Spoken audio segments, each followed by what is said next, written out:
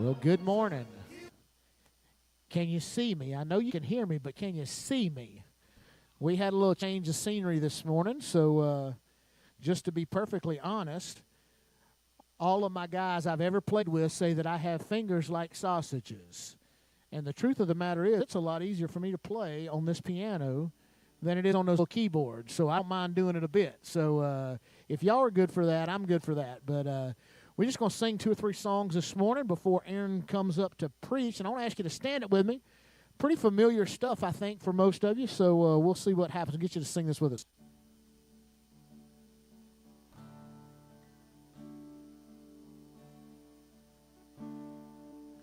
Just sing this. When I survey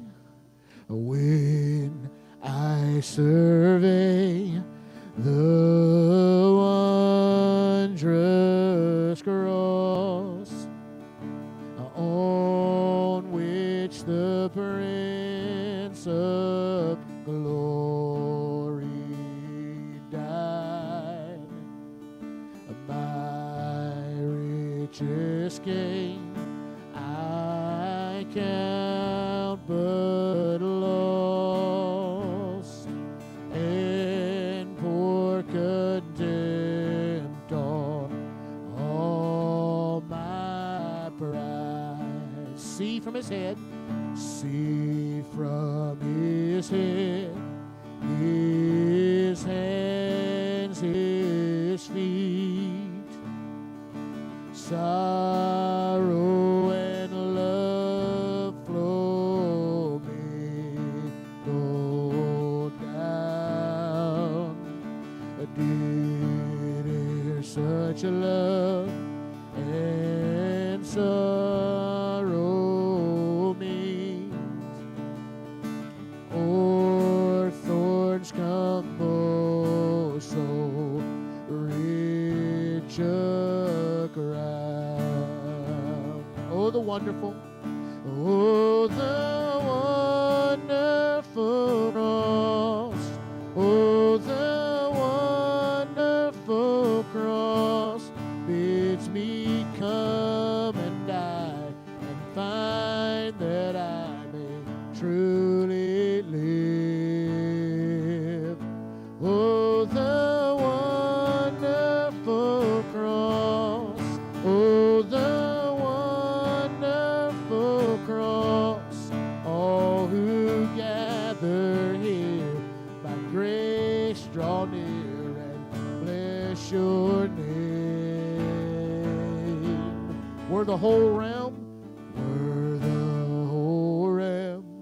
of nature mine, that were an offering far too small. Love so amazing, love so amazing, so divine,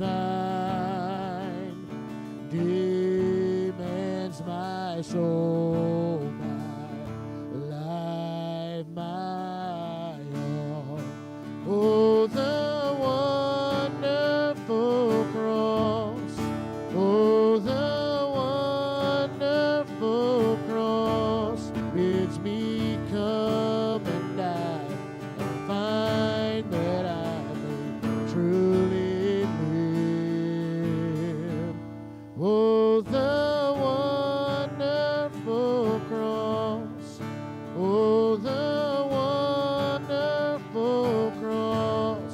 All who gather here by grace draw near and bless your name.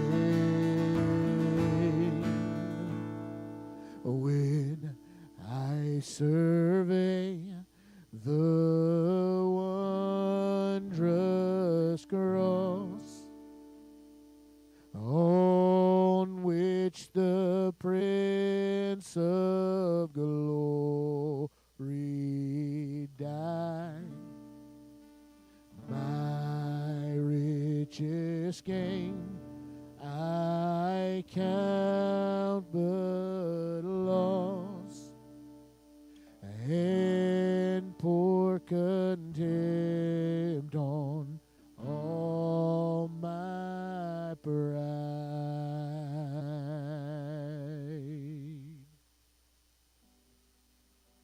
love those old hymns.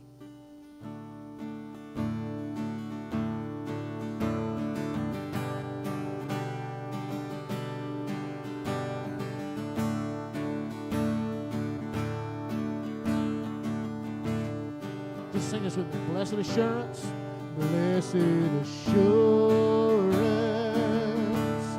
Jesus is mine. Oh, what a foretaste of glory divine, heir of salvation, purchase of God.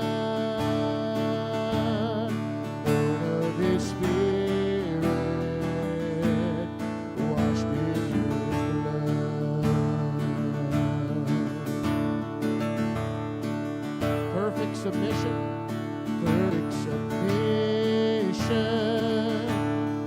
all is at rest. I am my Savior, am happy and blessed, watching and waiting,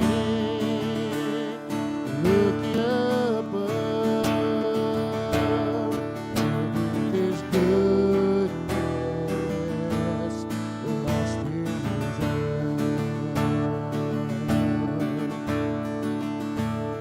This is my story. This is my story. This is my song, praising my Savior all the day long. This is my story. This is my song.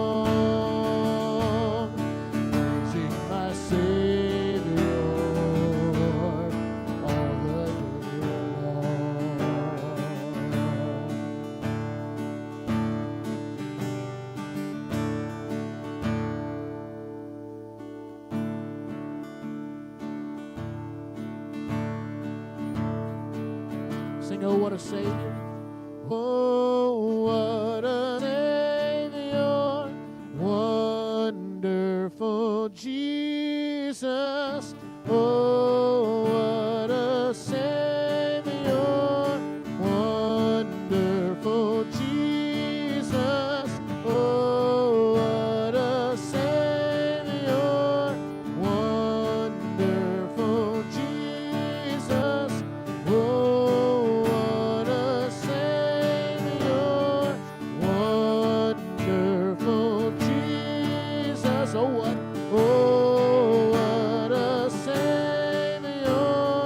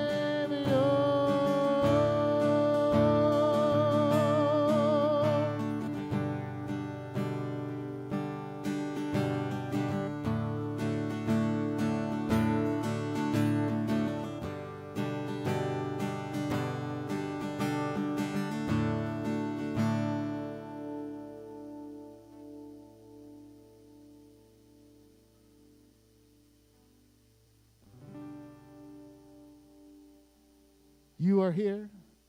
You are here, moving in our midst.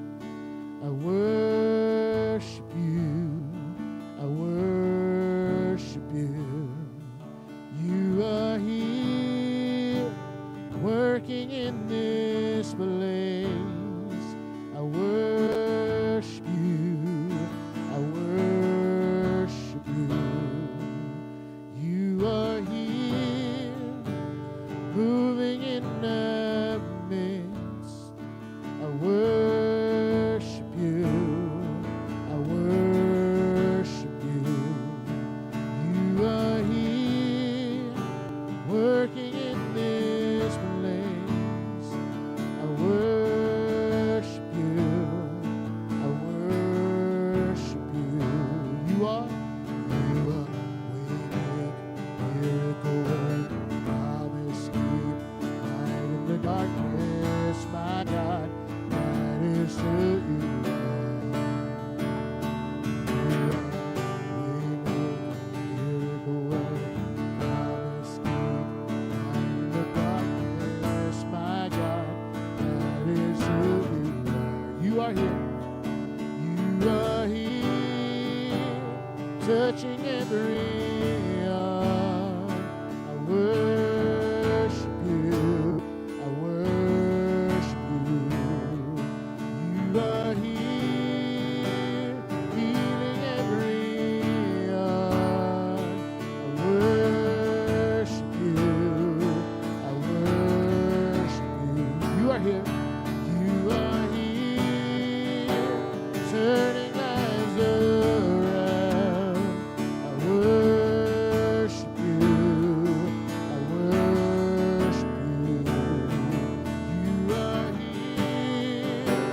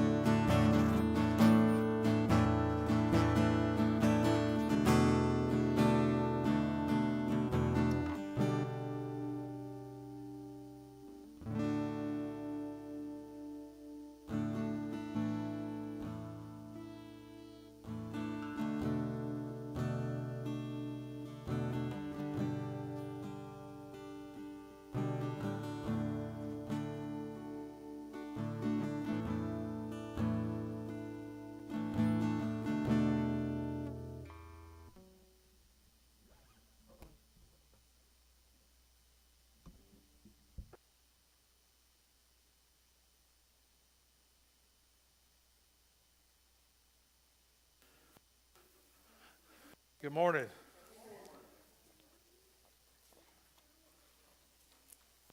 If anybody's a little cool, I apologize. We have to get the heater back on. Well, I love it too, but I know some people are cold. Thanking everyone for appreciation. It was a surprise, and I'm very thankful for that. And two, for those wearing pink today, doing it in honor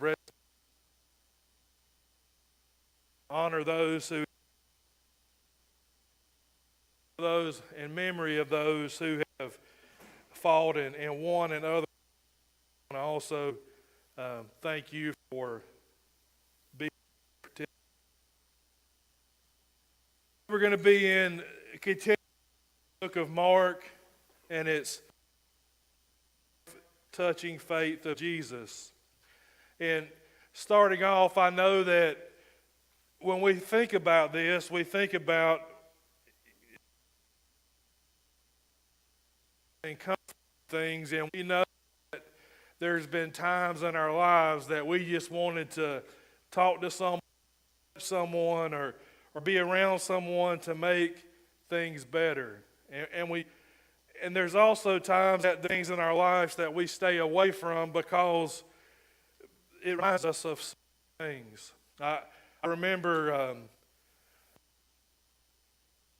we were in this building. It didn't have a roof on it. That's where we were living at. And I walked out of my office into my commander's office, and a glove was on the floor. One of his gloves he wore was on the floor. So I reached down to pick it up. He said, "Don't touch that." And that's weird, but left it there, and I come back the next day. It's still on the floor. He was a really neat guy, clean guy, so I wondered why it was on the floor. His name was Merkel, and I said, "Sir, why is the glove on the floor?" He said, "Just let me pick it up," because the other one was on top of his bookshelf. He said, "Every time I've touched that glove, somebody died." And I said, "You're crazy." He said, "It fell off, and Danny Anderson died that day." So I put it back on the shelf. When I picked it up on the floor, put it back on the shelf, another soldier died. It fell off the shelf again, and I touched it. The third soldier died. He said, "I'm not touching it anymore." And I said, "Well, I don't blame you, because I don't want to be the fourth or the fifth person." So he knew that he had a faith that every time he touched that glove, something bad was going to happen. Just like we have where we're struggling with things, and we know if we could just one more time, or we could sit down and touch this person one more time, or listen to what they say, things would be better. And we all have had those people in our lives that's come into our lives, and they've left the that we'll never forget. I've told you before about my grandfather that told me we were pregnant with Lily before we knew, as he was dying. He cooked breakfast, and if you have heard it, you just forget you heard it, and I'm going to tell you. But Christmas, he cooked breakfast for his dog. His dog's name was Zero, because all of his brothers and sisters had died, and so he had 0 brothers and sisters. But every breakfast, he would cook a full breakfast for his dog: bacon, eggs, pancakes, grits, everything. Well, he had got cancer. My grandmother called me, and he got to the point. He died January 3rd, so he got to the point this close and do it. So she said, "Would you come cook breakfast for Zero?" And so I went over Christmas morning, cooked the dog breakfast, and gave it to him. She said, "Well, go talk to your grandpa before you leave." So back there, he was in and out, but he was there when I was there. And he said, "Take care of that little girl." And I said, "No." And my sister was pregnant at the time. I said, "No, Grandpa, it's Amber, it's not me." He kept on telling me, "Take care of that little girl." And my grandma finally said, "Just agree with him so he'll shut up." I said, "Okay." So I said, "Okay, Grandpa, I'll take care of him." So he died on January 3rd. We had a doctor's appointment January 5th, found out we were pregnant. That's somebody that I really wanted Lily to be able to meet and interact with. His friend growing up, and he saved me several times for my mama, so he was that person of faith that I would always make sure that I was around when something bad was in trouble. We're talking today about the woman had bled for 12 straight years. And to tell you a little bit about the background, it was, not to be gross, it was her menstrual cycle that for 12 years it never stopped. And in the Jewish rule in their life at that time, during that time, a woman was considered unclean. So it wasn't, anything she touched would be used as ceremonies, and when she would walk down the street, she would have to yell out that she was unclean. Just the breathing distance of anyone. So they took this as to be a very serious matter. As I was studying about this week, I had seen a few things that people had the faith that they could do, but it just didn't happen. I was reading this story about this milk cow that wanted to be a horse its whole life. And it was, one day it decided to jump a fence like you see a horse do. The cow run by and it was pretending somebody was them, and it jumped the fence and it didn't make it, and it was an utter disaster. And thank you, Josh. You're no one that ever laughs at me. My goodness. But we're going to seriously talk about this lady today. And we're going to be out of Mark chapter 5, verses 21 through 34. And I'm going to read this story to you. And it says, "And when Jesus had crossed again in the boat to the other side, a great crowd gathered about him, and he was beside the sea. Then came one of the rulers of the synagogue, Jairus by name, and seeing him, he fell at his feet." And remember this as we continue to talk about what people do when they see Jesus. We've talked about several weeks in a row, the first thing they do is fall at his feet. And remember that because it's important. "And implored him earnestly, saying, My little daughter is at the point of death. Come and lay your hands on her so that she may be made well and live. And he went with him. And a great crowd followed him about him. And there was a woman who had a discharge of blood for 12 years. And who had suffered much under many physicians, and had spent all that she had, and was no better, but grew worse. She had heard the reports about Jesus, and came up behind him in the crowd, and touched his garment. For she said, If I touch even his garment, I will be made well. And immediately the flow of blood dried up, and she felt in her body that she was healed of her disease. And Jesus, perceiving in himself that power had gone out from him," and remember that, "immediately turned about in the crowd and said, Who touched my garment? And his disciples said to him, You see the crowd passing around you, and yet you see who touched me. And he looked around to see who had done it. But the woman, knowing that had happened to her, came in fear and trembling, and fell down before him and told the whole truth. And he said to her, Daughter, your faith has been made you well. Go in peace and be healed of your disease." So you think about this. This woman had the faith as she heard about a man named Jesus going through the streets, and she knew that all she had to do was be able to touch his garment. It says prayer shawl, garment, whatever it may be, but she believed that Jesus was all powerful and had enough power in him, she would be made well. And think of those things today. Pink Sunday and Breast Cancer Awareness Month, or people battling disease. How much faith do we have to know and say, God, I just need to touch you. I just need for you to be here. I just need for you to give me, then things are going to be okay. And that's hard for so many of us to believe these days, but everything today happens is bad. How many good things do we hear about on the news? Very, very few.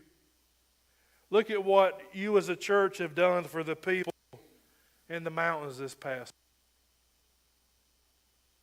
A lot. We've been able to give a lot. Help others out of the food pantry downstairs, and help 10 families at Thanksgiving to provide meals for them, and think of the good that comes out of what you're doing here, and don't think about the bad. Say in the old days before social media, so that makes me one of the old days also, but do you remember when we would find out about news? It would either be in the morning, at lunchtime at 12, or at 5 o'clock in the afternoon when the news came on those 3 times a day. And talking about my grandpa again, as I worked with him in the summer, he was a farmer. We had to be in for the 12 o'clock news. That's where he would eat lunch and watch the news. Supposedly at 12:30, we were supposed to get up and go back outside, but he would always fall asleep, and we would wait sometime in the middle of General Hospital when the, what are those things called? Soap operas came on, and then we had to be back in at 5 o'clock so we could see if anything changed from 12 o'clock news. But now everything happens in seconds. You mess up now. It ain't that we did a lot of things than our children did. We just didn't get caught where everybody in the whole world knows it in a matter of seconds. But you think about that now. And this woman had that Jesus was coming, and she fought through the crowd and fought through the streets. And if you've ever been to the Middle East or to a large urban city, you know the streets many times are narrow. You walk in between the buildings or the alleys, and this is what that was like. She was just trying to see Jesus to be able to touch him. That's what she had, that faith that Jesus was going to heal her. And she suffered socially because she was considered unclean, and nobody wanted to be around her. And you think of those times, it sounds very similar to the COVID times where we had to stay 6 feet away. 7 feet away, the disease stopped at that 6 foot mark and fell to the ground. But just like here, she couldn't be in breathing distance of people because she was considered unclean. And if he breathed on them, then they would be considered unclean also. Now, breathing different distance differs with my wife and with other people, because if we breathe too hard, Sam, they get them irritated, don't it, if they can hear when we breathe. So she had to be a certain part. She was considered ceremonially unclean. She couldn't go to church, or she couldn't worship during these times. And she was struggling financially. She had spent all the money that she had with doctors, and she didn't get any better. She got worse. The same thing right now. I can't tell you how many doctors that we've taken her to. And everybody is this, take this pill, it'll get better. It doesn't get better, then you take her to the next doctor, and it's this. And then sometimes we don't know if she's telling the truth or not. And she's not here, so I can say this about if she's really hurting or not. So we have to then our better judgment, which is on my part is not too good sometimes. Suffering, just as Lily has suffered these last couple of weeks, there's people today that are suffering also. It might not be suffering socially or financially, or we don't have to worry about suffering ceremonially, because people here are suffering also in many different ways. And the problem is, as a family, as a church family, you don't have to suffer alone. We're here to suffer with you. One thing I get paid for, to suffer with you. So when you have bad times and when you have tough times, you all have my phone number. I can suffer right there along with you. And it'll make you feel better, I promise. But this is what I want to tell you about. So many people have different ways to try to fix what's wrong. In the Jewish Bible, one way to fix this bleeding problem this lady had, you take a duck egg. This is a true story, I'm not joking. You take a duck egg, you burn it, crack it, burn it, put the ashes in a necklace, you wear it around your neck. That's supposed to stop the bleeding. It's in there, you can look it up. And that's actually where the word quacks come from crazy doctors, is from that. But that was one of the ways that you could fix this problem. But I want to just give you a few examples of people that suffer. And I want to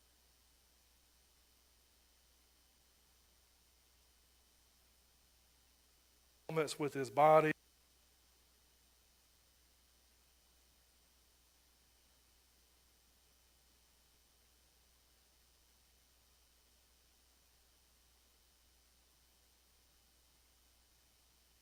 All the of my weakness, that the power of Christ may rest upon me. And Paul had asked Jesus to take this ailment away from him, to take this thorn in his skin away from him. Now, I don't know what that means he had. He had an ailment that doesn't sound good, and he kept begging Jesus, just take it away from him. It's a lot of things like we do when we are getting in trouble and we're not doing something wrong. We say, Jesus, please get me through this. And if you get me through this, what will we not do? We'll never do it again, right? We all say that, Jesus, if you get me out of this situation, I promise to never, ever get myself in this situation again. And then what do we do a couple of days later? We find ourselves in the same prayer over.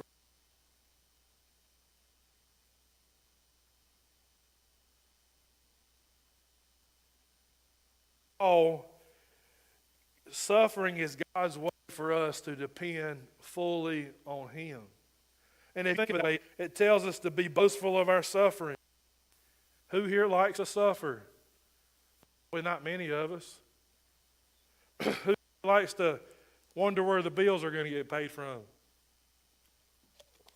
I used to think growing up, I wanted to be able to go to work, and this sounds weird, but I'm kind of a weird guy. I wanted to be able to go to work and take my lunch to work. And then I wanted to be able to come home and struggle to pay the bills. That's what I wanted to do. I thought that's the way that a perfect life is. You go home, you spend time where the bills are going to get paid at next until that you're in that situation. And then I realized it's not as fun as it's supposed to be. But suffering is not fun, but Jesus allows us to suffer to fully rely on Him, and that's what we should do. And yes, that are golfers in here, I enjoy playing golf. Golf balls used to be just a round, smooth ball when they first came out. And as players used to play them, they would realize when the ball got scuffed up and it had marks on it or cuts in it, the ball would go further. So then they started intentionally cutting the balls, and the way the balls look now with little holes or dimples in them, it flies better because of the aerodynamics. And it's just like our life. If there was no struggles in our life, there was no in our church, if there was no struggles in our work, it would get too easy and we would take them for granted. We have to have those little bumps in the road to knock us back into reality. And it's the same way, God. Just a couple points today. Casual, desperate grasp of faith. And this woman, if you can picture yourself as Jesus was following Jairus through the streets because he told him he was going to heal his little girl, and things are crowded. You've been in those situations where there's not any elbow room and you keep pushing people one way or the other and everybody's bumping up against everybody. That's not the same as what this girl did. This lady intentionally went out, intentionally found Jesus, and intentionally grabbed his clothes or his cloak, because that's the faith that she had in Him, was to just touch him and I will be okay. And when it happened, Jesus said that He knew exactly when the girl touched him. It was not a chance encounter. He turned around and said, "Who touched me?" That's what He asked. And you can imagine His disciples standing around Him and rolling their eyes and like, "Yeah, Jesus, who touched you? 1,000 people's touched you this day. We're crowded in here." But Jesus knew that the lady touched Him because He felt the power leave His body at that time. Here today, desperate enough to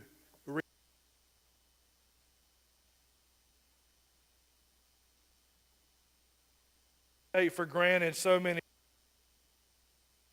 get close enough to Jesus to know Him, but we don't fully want to grasp onto Him, because when we grasp onto Him, we know that there's got to be changes that happen in our life. There has to be changes to happen in zones that we get.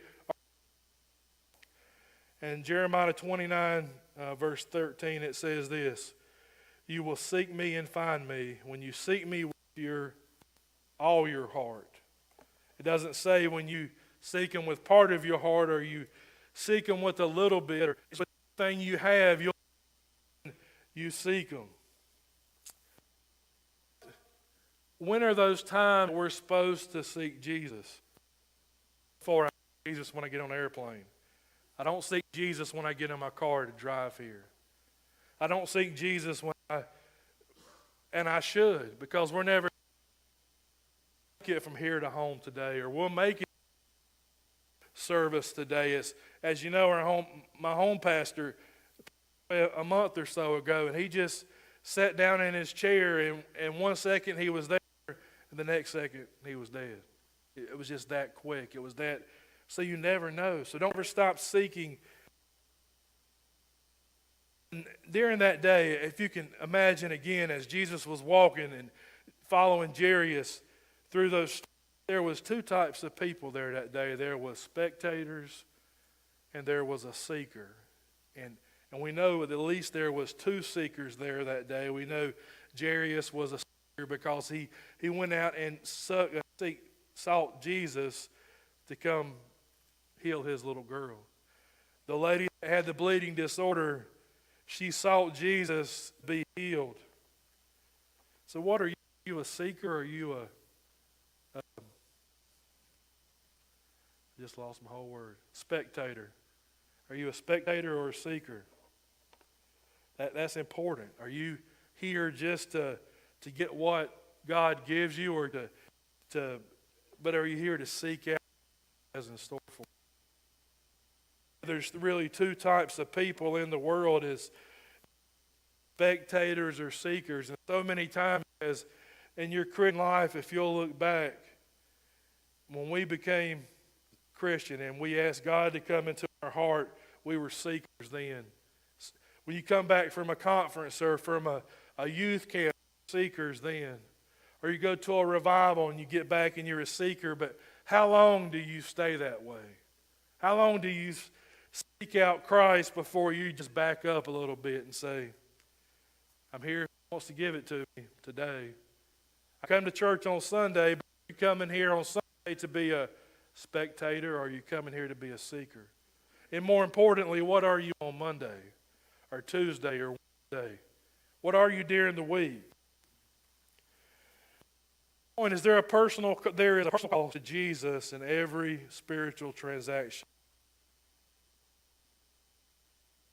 Jesus realized when the woman had touched him, he felt the power leave his body. When you have these people earlier, there was something special in them when you felt it. And they may not know it, but you feel there's something special with them. When me and Kimberly don't never argue hardly, except where we're going to eat at. But there's things about Kimberly that if I'm feeling bad, if I just go put my hand on her shoulder or aggravate her, it makes me feel better. It makes me feel like somebody's there around me. And I seen a picture of this couple who went to bed for the night, and it says, when you're mad at your spouse, but you can't not touch them, and you see their big toes come through the bed, and their big toes touching one another, it's because they feel that specialness there with that person. That when this is here, and saving times as when Jesus healed the blind man and when he raised Lazarus from the dead. This is Jesus pouring out of him into those people so they can get their sight back, so Lazarus can come back from the dead. And the same with us. If you allow Jesus to pour in you, if you seek him, he's given part of you, part of him to yourself. And I don't know if anybody of y'all have seen the movie The Green Mile. A lot of us have. And you remember the big black guy, that's Michael Hines or whatever his name is. He had that gift to take sickness out of people. And you remember Tom Hanks had a bladder infection in the movie. And he told him, he said, boss, let me touch you, and I'll take that sickness from you. And you see him, he comes and he lays his hand on the stomach of Tom Hanks, and all this comes out, and then the virus comes out as bugs. You've seen it when he opens his mouth. But what does he do right after that? He goes and lays down and goes to sleep. You think about the power it takes for Jesus to do that, or in that movie for him to do that, or when you really pour into someone, and when you do that, it wears you out. It tires you out. I'm never tireder than on Sunday afternoon. Never, ever. And I don't know why, it's just the way that it is. But when you pour everything you got into someone, it's all over your body. And you think about the ultimate miracle for us was dying on that cross. And it was really a miracle that he was able to do that. And it's in Isaiah, he was pierced for our transgressions, he was crushed for our iniquities, but we were healed by his wounds. Think about that. We were healed by Jesus' suffering in his wounds. He gave himself to us. He was able to withstand all that for us to be healed. And the fourth, ask us openly to confess him before others. Jesus asked, when he turned around to his disciples and he asked, who touched me? He wasn't asking for his knowledge because he already knew. He wanted that lady to come forth and confess to everybody around that she was the one to place her hands on Jesus, because he wanted others to see her faith. So when is the last time Jesus has done that for you? And when is the last time that you told someone about it? Jesus wants us to tell others about how he did your life for the good.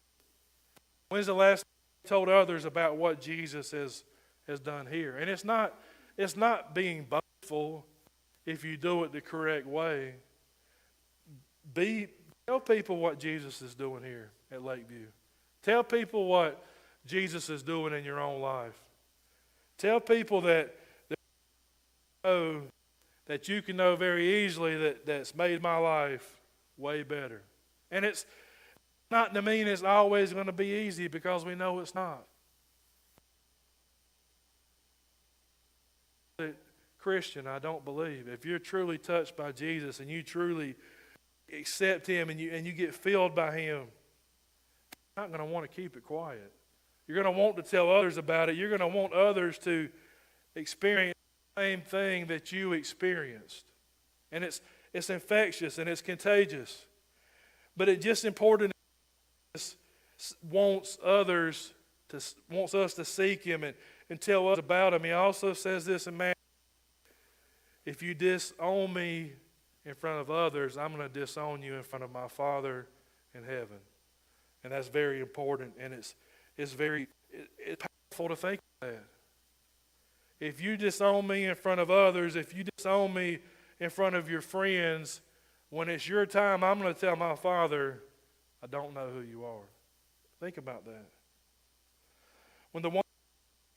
When Jesus asked her, she came and she fell at his feet, just as Jairus fell at Jesus' feet. Private. She did it with thousands of people. Or can you imagine the number of people that Jesus would have had following him? It'd be more than Taylor Swift. But these people were following him, and crowds all around, and she came and run and knelt at his feet. This what this altar represents. When we come kneel at this altar, we're doing it as we're kneeling at the feet of Jesus, and we're telling him and thanking him and asking for things what we need. He tells us to do that. But the other way that we can openly confess our faith in Jesus, the number one way we do it is through baptism.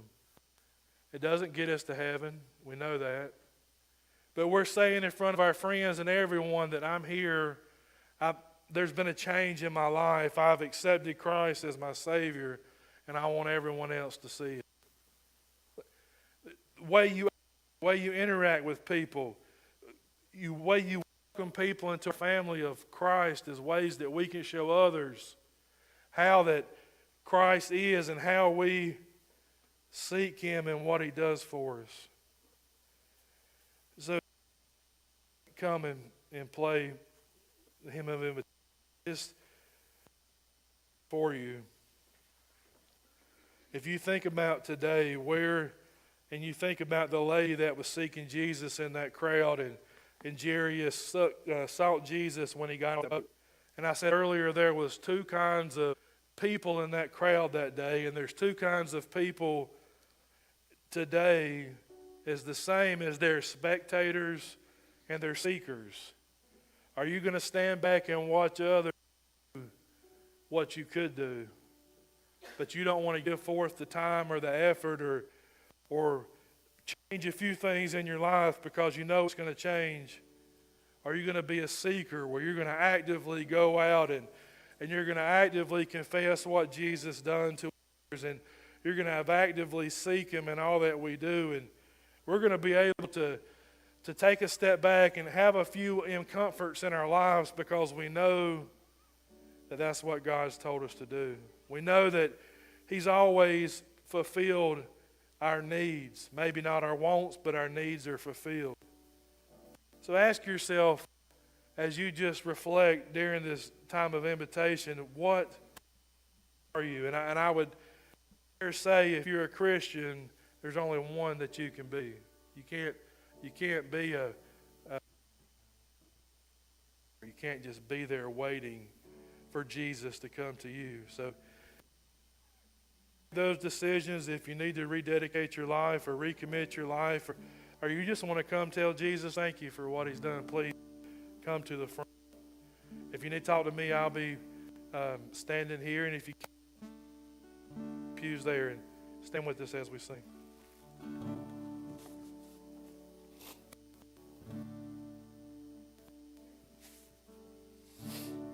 You are the source of life that can be left behind. No one else will do. And I will take hold of you, 'cause I need you, Jesus. Come to my rescue. Where else can I go? There's no other name by which I am saved. Capture me with grace. I will follow you.